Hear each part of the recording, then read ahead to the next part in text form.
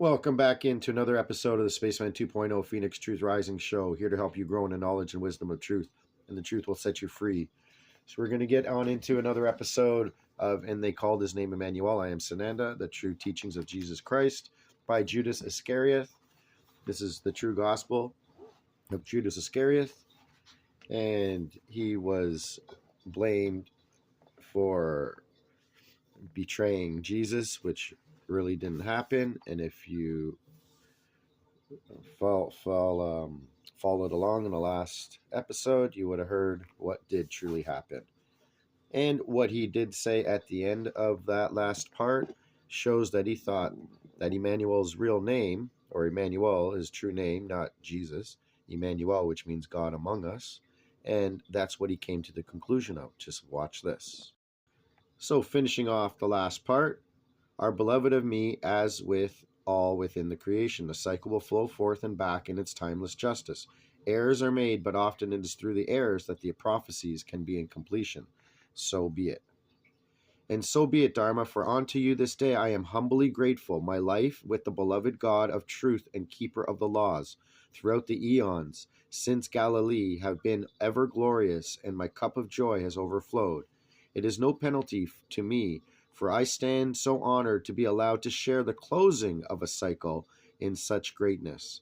This one who is my God is also first my friend. Amen. I am ever in thy service. I am Judas of Iscarioth. So you see what Judas said? This one who is my God. So back to the Holy Trinity, where Christ and God are one. Sitting at the right hand of God is Christ. He's the one to judge all at the end of their day. And having said that, let's move on and why Jesus, Emmanuel, spoke in parables. So moving on with chapter 9, Iscarioth Emmanuel, Sananda, day 2, day 357 to 4:45 p.m. So all of these parts are on the same day. Why parables? In the same day that Emmanuel spoke of these things, of my accusing and deception, we went out from the town and walked along the shore of the sea.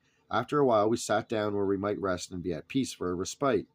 It was not to be, for when he sat down, many people gathered around him and pressed him so closely that he stepped onto a boat ported nearby. He sat upon the cross bench, and the people stood at the shore, or sat upon the banks and sands. The Master Emmanuel spoke to them in parables about many things, and I shall attempt to reconstruct them as noted in the scrolls. He began by saying, a sower went out to sow seeds for the crops. When he scattered the seeds, several seeds fell by the wayside, and the birds came and ate them. Several seeds fell on the rock, where there was not any earth in which they could take root. Later, several of the seeds burst forth with life, but the sun was standing high in the sky, and the seeds withered, for they had no place in which to place their roots. They withered and dried out. Some of the seeds fell under the thorn bushes, and the thorns grew and suffocated them. But some of the seeds fell on good land and bore abundant fruit, some 100-fold, some 60-fold, and some 30-fold.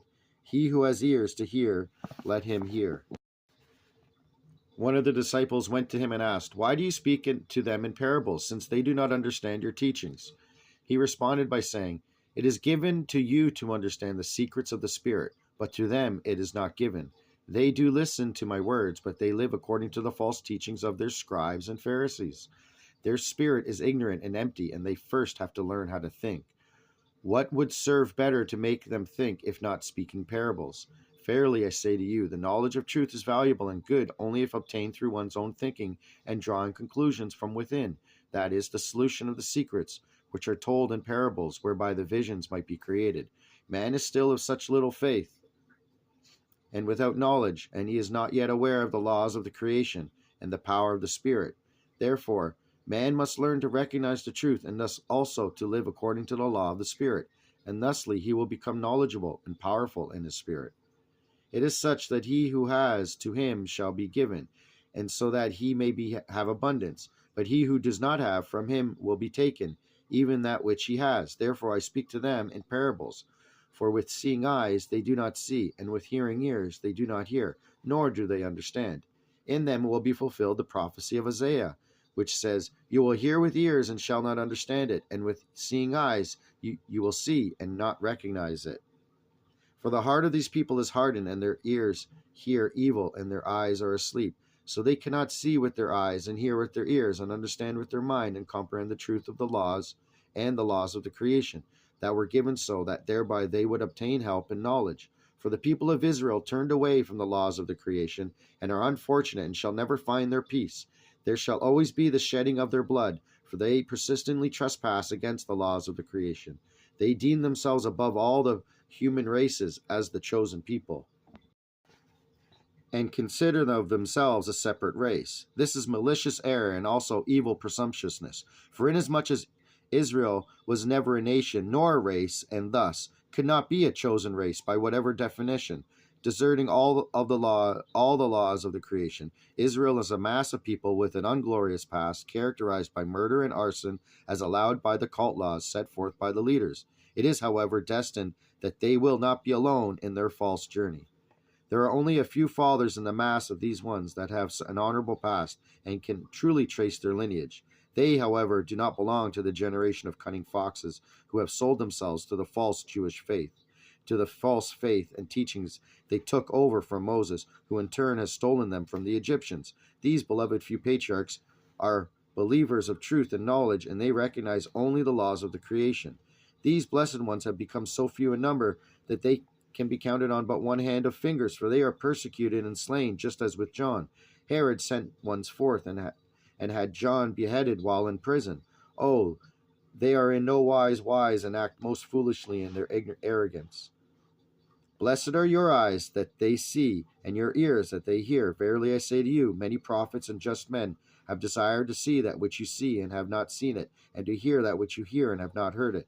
Many have passed into their graves in the searching and persecution through the eons of time, but theirs shall be the kingdom of heaven. Therefore listen listen carefully to this parable of the sower.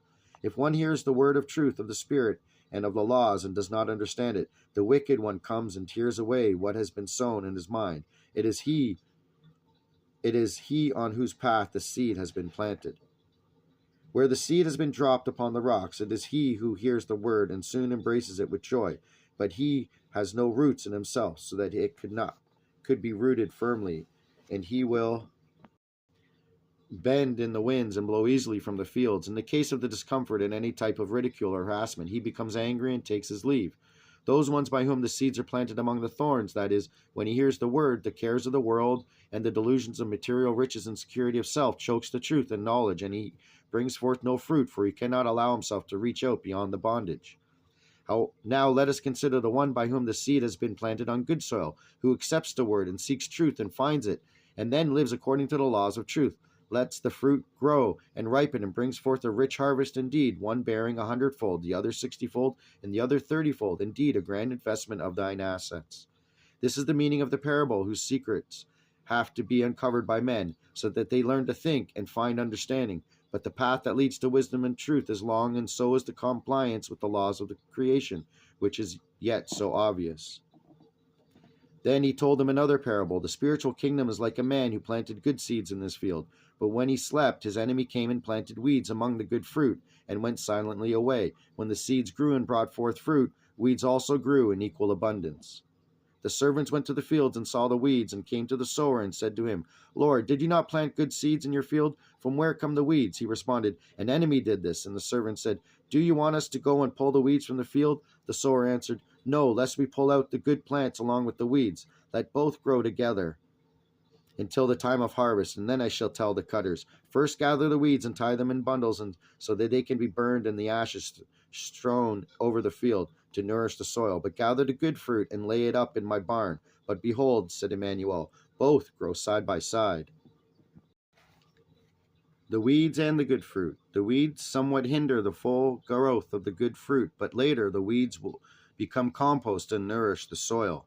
Therefore, since good fruit needs nourishment in order to grow, if it was not for the weeds which are made into nourishment, the fruit could not grow unto perfection and abundance.